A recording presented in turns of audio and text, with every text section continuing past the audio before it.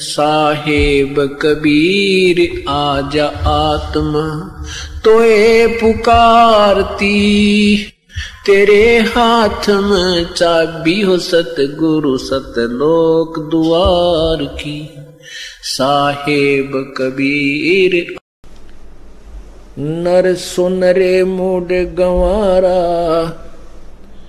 भाई राम भजन तत्सारा। नर सुन रे मूड गंवारा, राम भजन तत्सारा। परमात्मा की महिमा बताते हुए आदरणीय गरीबदास साहेब जी, जिनको कबीर परमेश्वर स्वयं आकर के छुड़ानी गांव जिला झज्जर हरियाणा में मिले थे, फिर उनकी आत्मा को सतलोक लेकर गए थे, अपने निज स्थान को दिखाया था। ब्रह्मा विष्णु महेश दुर्गा और निरंजन ज्योति निरंजन काल भगवान जिसे ब्रह्म बोलते हैं, उनके लोकों को भी दिखाया था।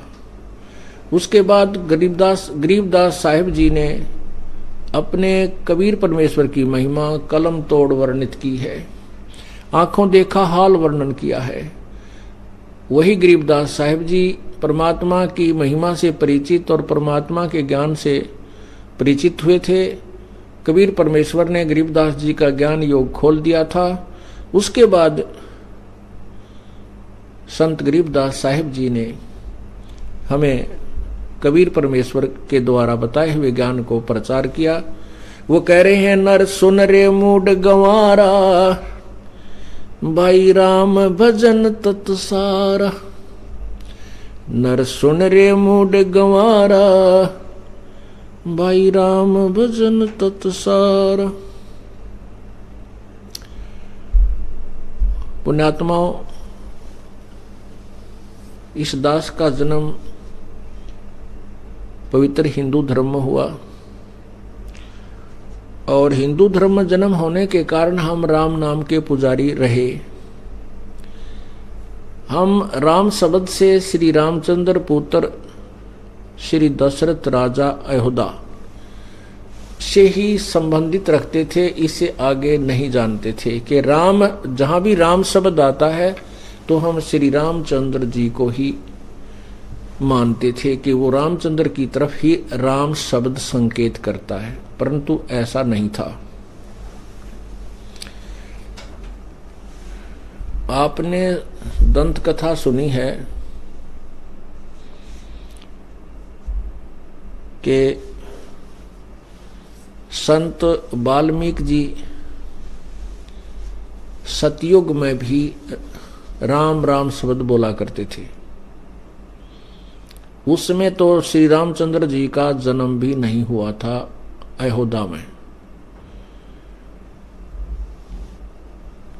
वैसे तो राम राम कोई नाम नहीं है, जब जाप करने का नहीं है। जैसे हम सतसाहिब बोलते हैं, ये हमारा कोई मूल मंत्र नहीं है।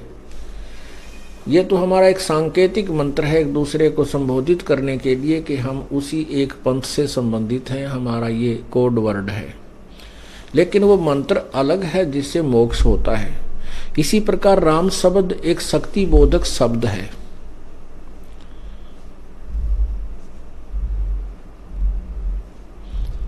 एक शक्ति बोधक शब्द है।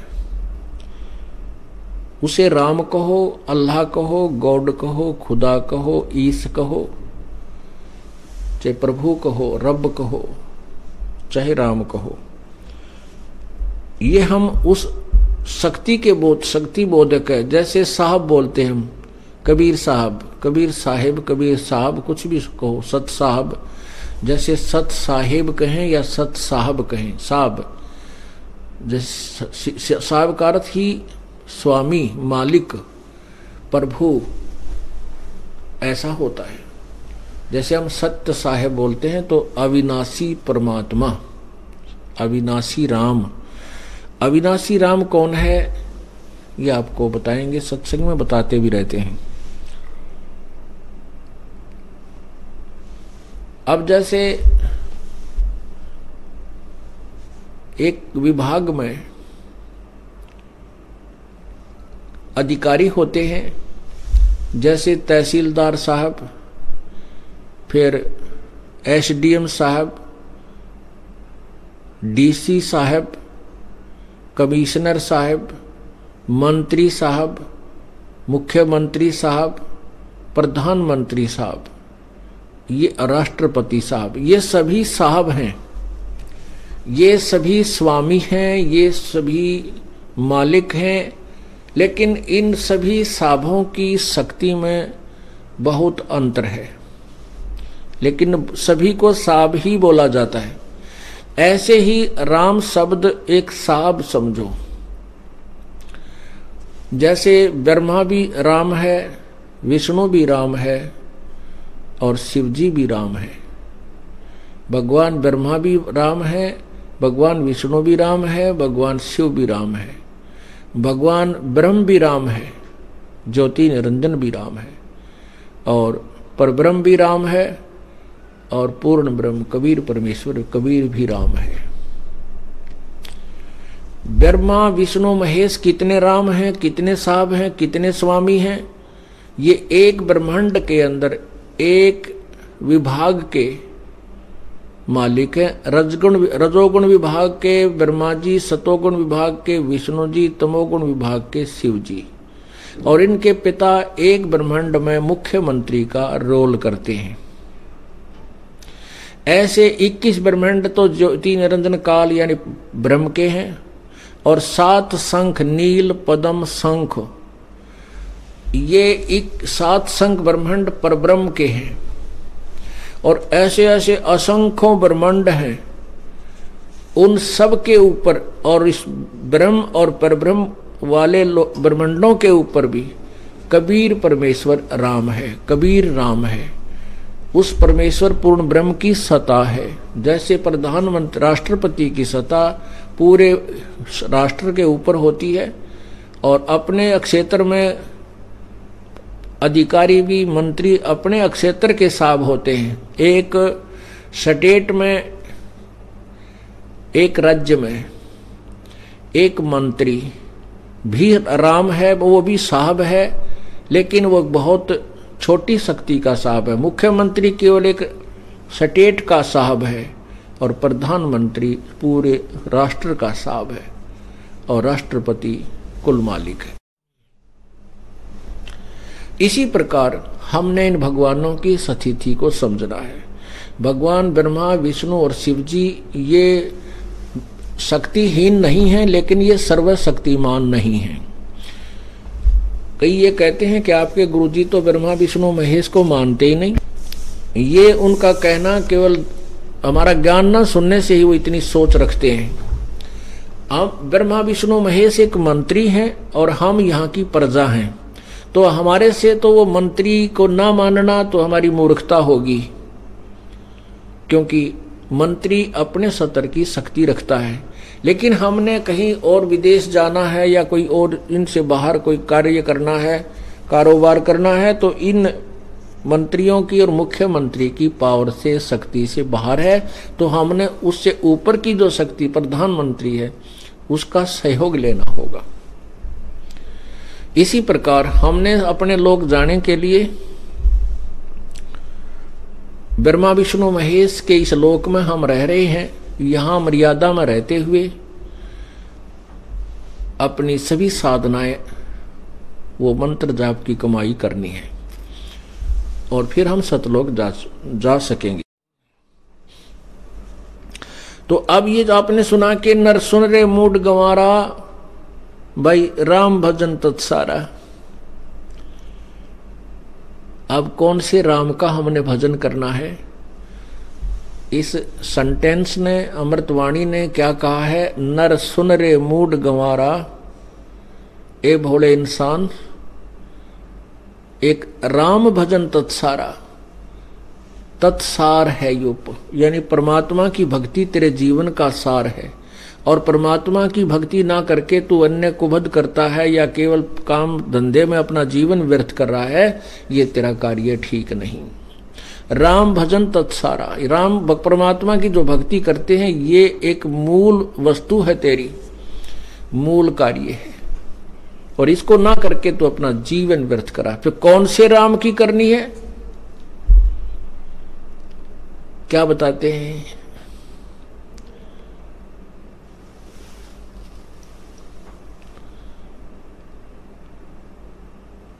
कोट जन्म तन भर मत होगे, कुछ ना हाथ लग्या रे।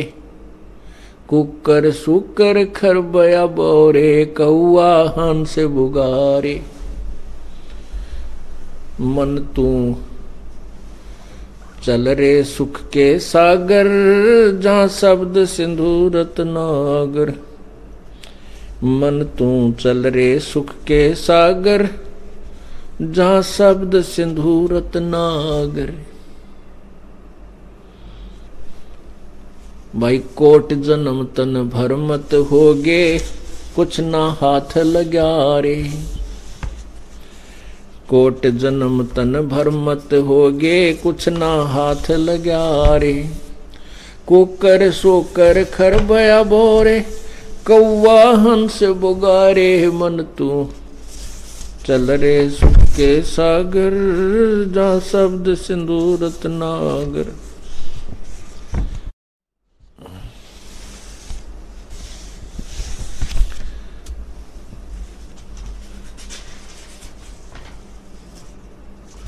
क्या बताते हैं परमात्मा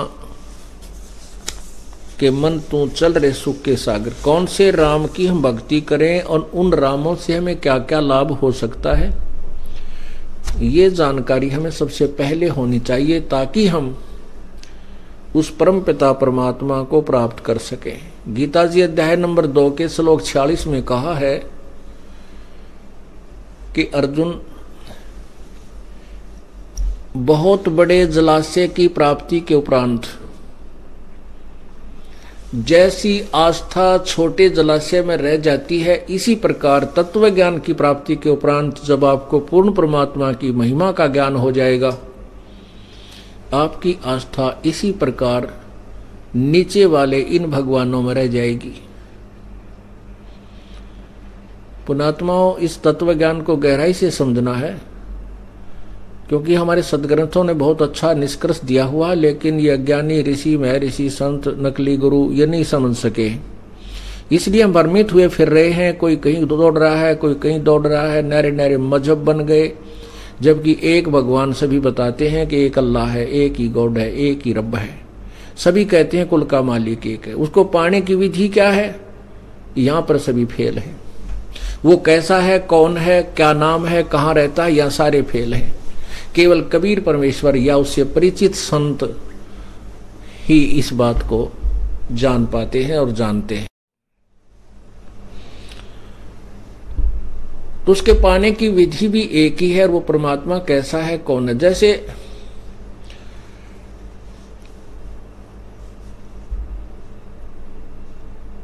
एक छोटे से जलाशय यानी जोहड़ तालाब पर कोई व्यक्ति आश्रित है, यानी एक परिवार, 10 परिवार, 5-4 परिवार वहां रह रहे हैं। पहले पुराने समय में जब ये गीता जी बोला गया था, उस समय तालाबों में जल संग्रह हो जाता था और सारा वर्ष उसी जल को ही पीते थे, उसी से खेती करते थे। और यदि वो छोटा जलाशय यदि 1 वर्ष वर्षा ना हो तो वो जलाशय सूख जाता था और उस पर आश्रित व्यक्तियों के प्राणों के को संकट हो जाता था। वो मृत्यु को भी प्राप्त हो जाते थे या वहां से छोड़कर भागते थे, कहीं चले जाते थे। उसके विषय बता रहे हैं। जो व्यक्ति एक छोटे जलाशय पर आश्रित है और उसको बहुत बड़ा जलाशय यानी एक लेक मिल जाती है, बहुत बड़ी झील मिल जाती है, तो फिर वो क्या करता है, वो उस छोटे जलाशय को त्याग कर उस झील के किनारे अपना वास कर लेता है। कहने का भाव ये है कि उसको वो जलाशय बुरा नहीं लगता जिस पर वो पहले आश्रित था, वो उसको बुरा नहीं मानता, लेकिन उसकी अक्षमता से वो परिचित है कि यदि 1 वर्ष वर्षा ना हुई तो ये सूख जाएगा, हम भी प्यासे और भूखे मर जाएंगे। इसका सहारा पूर्ण नहीं है, कंप्लीट नहीं है। और उस लेक में जो बहुत बड़ा जलाशय है, चाहे 10 वर्ष भी वर्षा ना हो तो भी जल समाप्त नहीं होता। वहां जाकर के वो जीव अपने आप उसकी अक्षमता से परिचित होकर के उसका सहारा ही उचित जानता है कि इसी के आश्रित रहना मेरे लिए मेरे हित में है। तो उसके लिए वो छोटा जलाशय बुरा नहीं, क्योंकि उसमें भी जल है, लेकिन वो काम चलाऊ था। ऐसे ही ब्रह्मा जी, विष्णु जी, शिव जी ये भी राम हैं, लेकिन ये काम चलाऊ हैं। ये किए हुए कर्म का फल ही आपको दे सकते हैं। ये खुद भी नाशवान है, इनकी मृत्यु होती है, जन्म होता है, इनके माता पिता भी है। पवित्र हिंदू समाज को किसी आज तक कोई परिचित नहीं करा पाया कि ब्रह्मा विष्णु महेश के माता पिता कौन है और कहाँ हैं। और अपने ही सदग्रंथों में लिखा हुआ, जैसे पवित्र देवी पुराण, पवित्र शिव पुराण, इन सब के अंदर, ब्रह्मा पुराण, इनके अंदर ब्रह्मा विष्णु महेश के माता पिता का पूर्ण रूप से विस्तृत वर्णन है। लेकिन इससे सिद्ध है कि हमारे जो धार्मिक गुरु थे हिंदू धर्म के, वो गुरु भी पूर्ण नहीं थे, जो हमारे सदग्रंथों के रहस्य को हमें नहीं बता सके। और इसलिए हमने उस साधना को त्याग देना चाहिए जो उन्होंने हमें बताया, जो अपने सदग्रंथों से ही अपरिचित थे।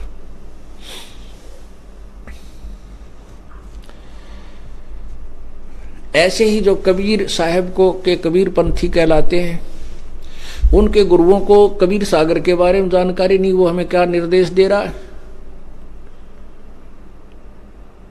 कौन सी साधना, कौन सा नाम उसके जा परमात्मा के पाने का है, उनको पता नहीं, वो भी भ्रमित हैं। ऐसे ही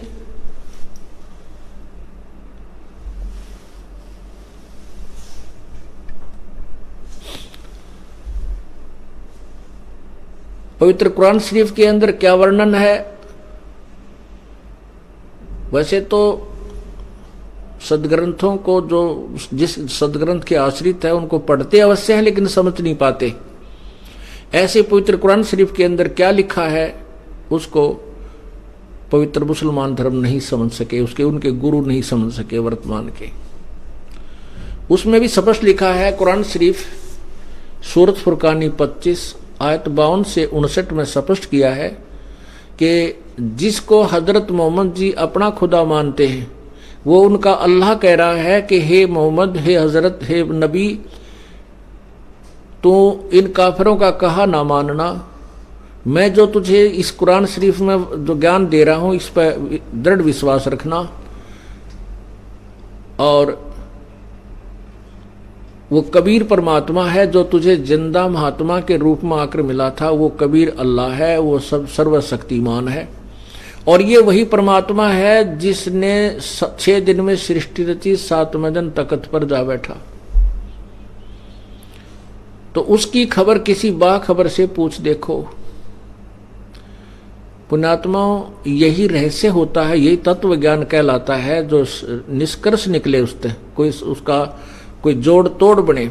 अब जैसे कुरान शरीफ के बोलने वाला अल्लाह, जिसको पूरा पवित्र मुसलमान समाज अल्लाह मानता है कि जो ज्ञान दिया है कुरान का वो अल्लाह ने दिया है, वो अल्लाह तो ये कह रहा है कि कोई और कबीर नामक अल्लाह है जो पूर्ण परमात्मा है, जिसने वो सारी सृष्टि रची है, उसकी खबर में से वो परिचित नहीं है। कौन? कुरान शरीफ का ज्ञान दाता। वो कहता है उस पूर्ण परमात्मा की खबर किसी बाखबर से पूछ देखो, यानी तत्वदर्शी संत से पता करो।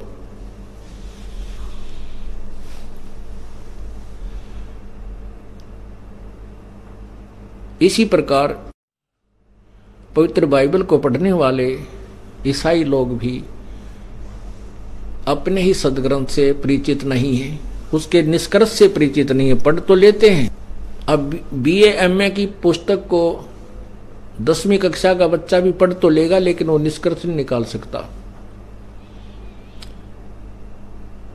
पवित्र बाइबल के अंदर लिखा है उत्पत्ति ग्रंथ में कि परमात्मा ने 6ठे दिन मनुष्यों की सृष्टि की। भगवान ने कहा कि मैं मनुष्यों को अपने ही स्वरूप के अनुसार रचूंगा, उत्पन्न करूंगा। परमात्मा ने मनुष्यों को अपने ही स्वरूप के अनुसार उत्पन्न किया, अपने ही हम शकल बनाया, और फिर 6 दिन में ऐसे सृष्टि रच के 7वें दिन विश्राम किया। अब पूरा ईसाई धर्म कहता है कि परमात्मा तो निराकार है, और पवित्र बाइबल कहता है मनुष्य नर आकार है, मनुष्य जैसा है। तो इससे सिद्ध होता है कि हम अपने सदग्रंथों से अपरिचित रहे। इसलिए हम भ्रमित रहे और यथार्थता से दूर चले गए। ऐसे ही सिख धर्म के अंदर गुरु ग्रंथ साहिब के अंदर स्पष्ट लिखा है कि परमात्मा जो काशी में आया था, कबीर वही धानक रूप, जुलाहा रूप वही है।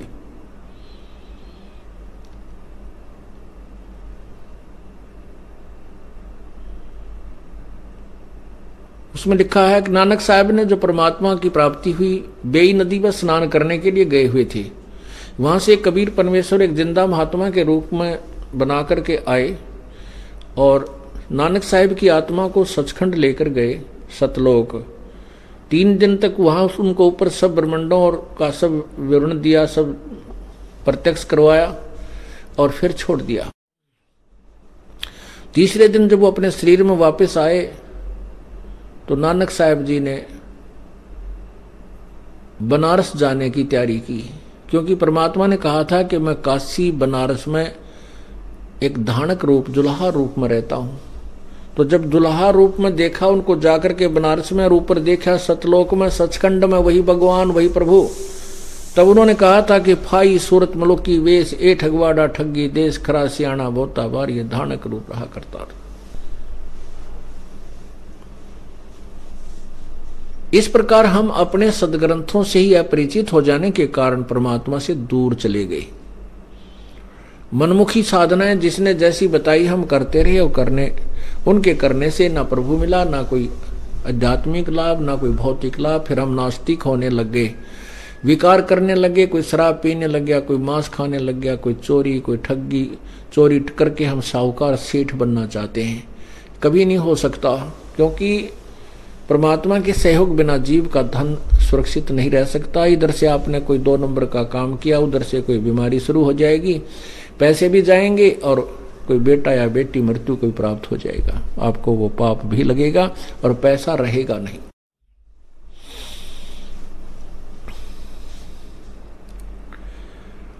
तो कहने का भाव यह है कि हमने सबसे पहले परमात्मा सेलेक्ट करना है, वो कौन सा साहब है जिसकी, कौन सा राम है जिसकी भक्ति करनी चाहिए, जिसे मोक्ष हो, वो राम चुनना है।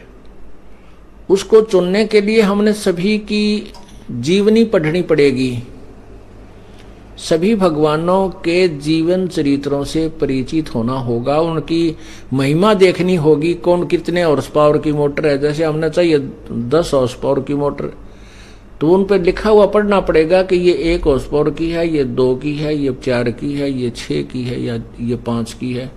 तो 10 वाली सेलेक्ट करनी पड़ेगी, भाई हमने 10 हॉर्स पावर की से हमारा काम चलेगा।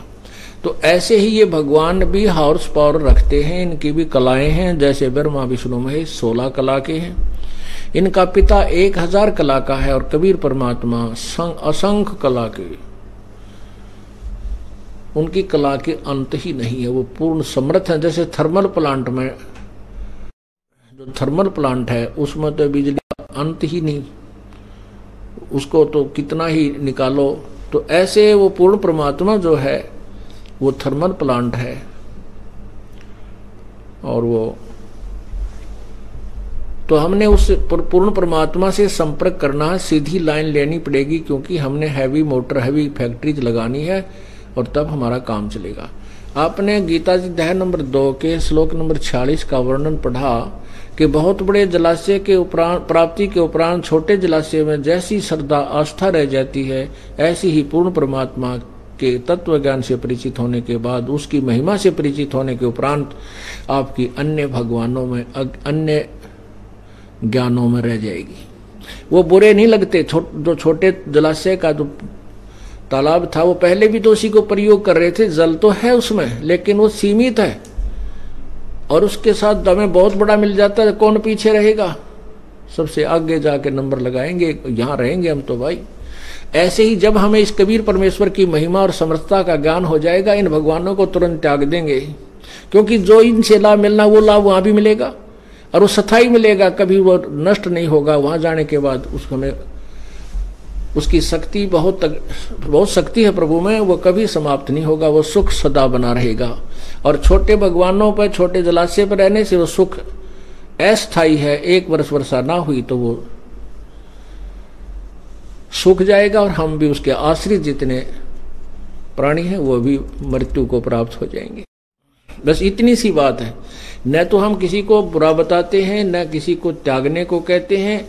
आपकी आत्मा त्याग देगी जब आपको पूर्ण परमात्मा मिल जाएगा। तो क्या बताते हैं, मन तू चल रे सुख के सागर, जहां शब्द सिंधु रत्नागर। मन तू चल रे सुख के सागर, जहां शब्द सिंधु रत्नागर। सुख सागर किसे कहते हैं भाई? शंखों लहर मेहर की उपजे, भाई शंखों लहर मेहर की उपजे, कहर नहीं जा कोई। शंखों लहर मेहर की उपजे, कहर नहीं जा कोई। दास गरीब अचल अविनाशी, सुख का सागर सोई। मन तू सुख चल रे सुख के सागर, जहां शब्द सिंधु रत्नागर। ये शंखों लहर मेहर की उपजे, कहर नहीं जा कोई। जब आत्मा आपकी निर्मल हो जाएगी, और कई बार ऐसा होता है कि मन में ऐसी प्रेरणा बनती है, ऐसी हिलोर उठने लग जाती है कि कोई भी शत्रु नहीं लगता, कोई भी बुरा नहीं लगता, सब अपने से लगते हैं। चाहे हमारा कोई दुश्मन भी क्यों ना हो, उसके प्रति भी द्वेष नहीं रहता। वो एक ऐसी हिलोर आती है, वो होती है अस्थायी कुछ समय के लिए और फिर वो चली जाती है। उसके बाद फिर इस मन में वही उथल उठा पटक, न्यू कर दूंगा, वैसे न्यू कर दूंगा, उसने न्यू कर दूंगा, उसका ऐसा बना दूंगा। तो वो जो लहर मेहर की आई थी, सबके ऊपर रहम आ गया था। और वो आनंद किसी चीज में नहीं आ सकता, केवल परमात्मा की भक्ति में तो आ सकता है। उस भक्ति से फिर ये इतनी लहर हिलोर आपकी रह रह कर उठने लग जाएंगी, और सतलोक में वो लहर सदा बनी रहेंगी। कभी किसी के प्रति द्वेषी नहीं बनता, क्योंकि वहां राग का कारण ही नहीं है। कारण बिना कार्य होता नहीं। तो कहते हैं वो हिलोर जो आपको जरा से समय के लिए आई थी, वो मेहर की शंखों लहर उठेंगी। फिर वहां कोई कहर की लहर नहीं है, क्योंकि वो जो थोड़ी देर आई थी एक अच्छी भावना, वो तुरंत चलेगी। उसके बाद कहर की लहर शुरू होगी, ये हो गया, वो हो गया, न्यू कर दूंगा, फलाना हो गया, ऐसे बीमारी, उसका ऐसा होगा। तो ये कहर की लहर शुरू होगी। सतलोक की तुलना करते हुए बताते हैं वहां क्या सुख है। शंखों लहर मेहर की उपजे, कहर नहीं जा कोई। दास गरीब अचल अविनाशी, सुख का सागर सोई। अचल सदा रहने वाला, जो कभी नष्ट नहीं होता, अविनाशी स्थिर, अविनाशी सथाई, यानी वो परमात्मा का सतलोक अचल अविनाशी है। और वहां कबीर भगवान जहां रहते हैं वो सुख सागर है। हम वही रहते थे पहले। अपनी मूर्खता से, अपनी नालायकी से हम यहाँ आकर काल के जाल में फंस गए, और उसी का दुष्परिणाम हम भोग रहे हैं। अब परमात्मा इतने दयालु हैं, हमने इतनी भयंकर गलती की थी, फिर भी उनको दया आ गई कि अब ये भी अब भी आ जाएं वापस, तो भी कोई बात नहीं, मैं अपने बच्चों को उतना ही प्यार करूंगा।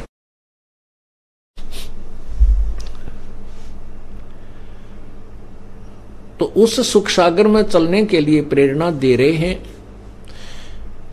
मन तू चल रे सुख के सागर, जहां शब्द सिंधु रत्नागर। मन तू चल रे सुख के सागर, जहां शब्द सिंधु रत्नागर। भाई कोटि जन्म तोय भरमत होगे, कुछ ना हाथ लगा रे। कोट जन्म तुन भरमत होगे, कुछ ना हाथ लगा रे। कुकर सुकर खरबया बोरे, कौआ हंस बुगारे। मन तू चल रे सुख के सागर, जहाँ शब्द सिंधूरत नागर, मन तू चल रे सुख के सागर। जहाँ शब्द सिंधूरत नागर, मैं कोट जन्म तू राजा की न्या, मिटी न मन की आशा। कोट जन्म तू राजा की न्या, मिटी न मन की आशा। भिक्षुक हो के दर दर घूम्या, मिला न निर्गुण रासा। मन तू सुख के चल रे सुख के सागर। जहाँ शब्द सिंधूरत नागर, मन तू चल रे सुख के सागर। जहाँ शब्द सिंधूरत नागर। भाई इंद्र कुबेर ईश की पदवी, ब्रह्मा वरुण धर्मराया। इंद्र कुबेर ईश की पदवी, ब्रह्मा वरुण धर्मराया। विष्णुनाथ के पुर को जाके तू फिर भी उल्टा आया। मन तू चल रे सुख के सागर।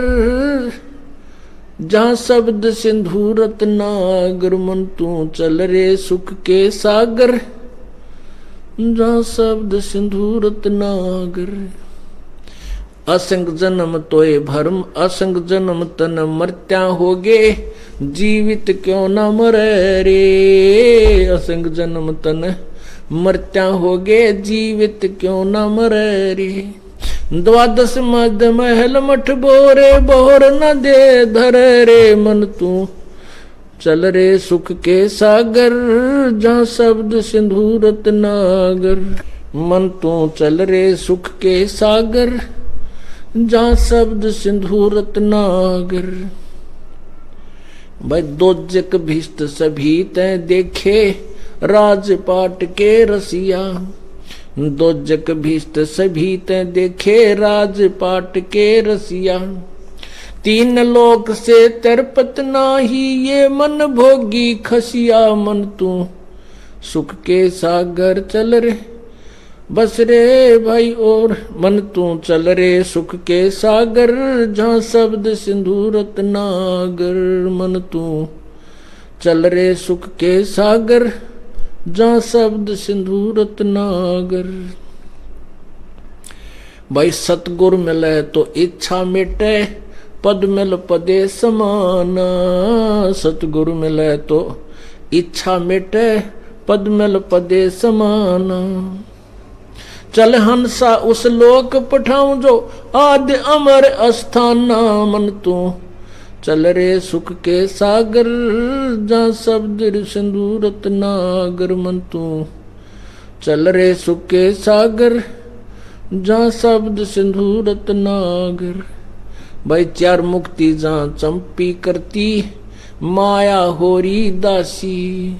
चार मुक्ति जहाँ चंपी करती, माया होरी दासी। दास गरीब अभय पद पर, सब मिले राम अविनाशी। मन तू चल रे सुख के सागर। जहाँ शब्द सिंधूरत नागर, मन तू चल रे सुख के सागर। जहाँ शब्द सिंधूरत नागर। अब इस वाणी में क्या निर्णय दिया गरीबदास साहिब जी ने कबीर परमेश्वर द्वारा प्राप्त ज्ञान के आधार पर कि हे मन तू सतलोक को चल, सुख सागर को चल। और यहां जो तू अन्य साधना करता है, जैसे भी जिस इष्ट की आपने पूजा की, जैसे ब्रह्मा जी की, विष्णु जी की, शिव जी की, दुर्गा की या ब्रह्म की, इन साधनाओं को करके आप उन्हीं के लोक को प्राप्त हो जाते हो। ब्रह्म की साधना करने वाले ब्रह्म लोक को जाते हैं। विष्णु जी की उपासना करने वाले विष्णु जी के लोक को प्राप्त होते हैं। शिव जी के पुजारी शिव के लोक को, ब्रह्मा के पुजारी ब्रह्मा के लोक को, दुर्गा के पुजारी दुर्गा के लोक को, और ब्रह्म उपासक ब्रह्म लोक को चले जाते हैं। अब गीता जी अध्याय नंबर 7 के श्लोक 12 से लेकर 15 में तीनों गुणों के पुजारियों की पूजा को व्यर्थ बताया है। रजगुण ब्रह्मा, सतगुण विष्णु, तमगुण शिव जी। और गीता जी अध्याय नंबर 7 के श्लोक 16, 17, 18 में गीता ज्ञानदाता ब्रह्म अपने विषय में बताता है, अपनी साधना को भी अनुतमाम लिखता है, वो श्रेष्ठ बताता है। क्योंकि जन्म और मृत्यु न तो ब्रह्म साधना से समाप्त हो सकती है और न ही ब्रह्मा विष्णु महेश की पूजा से समाप्त हो सकती है, क्योंकि ब्रह्मा विष्णु महेश स्वयं भी नाशवान है, इनकी जन्म मृत्यु होती है, ये अविनाशी नहीं है। बोलो सतगुरुदेव सत।